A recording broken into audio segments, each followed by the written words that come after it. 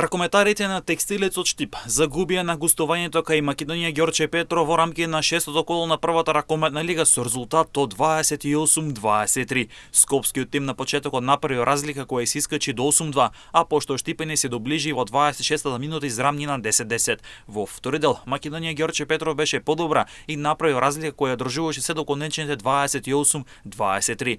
Дарко Рангелов со 6 погодоци беше прво име кај победничката екипа, па кај штипскиот тим со по 5 погодоци истакна Александар Јовановски и Јован Атанасовски. Бодовите остана во Свети Николе, откако тимот Новче Поле со 39-32 славеше Натие Хон од гостивар, додека пак апсолутниот фаворит Мултиесен со 44-24 го декласираше состојбот на Преспотресен кој беше инфериорен тим на теренот. Големиот фаворит Младост со 13-57 го декласираше тимот на Кичево кој немаше сили воопшто да парира и повеќе од очекувано беше ова висока победа. Овој меч наместо во Кичево се одигра во Богданци, откако двете екипи се договорија да го заменат домаќинството.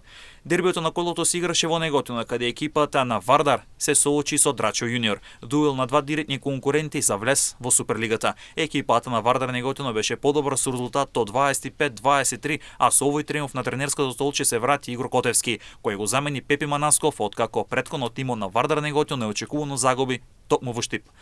Најдобар стрелец за Вардар Неготино беше Драган Кузманов со 8 погодоци, додека пак Драчо Јуниор беше најдобар, Ѓорги Дука со 4 погодоци, а по 3 има Филип Петровски и Димитар Петковски.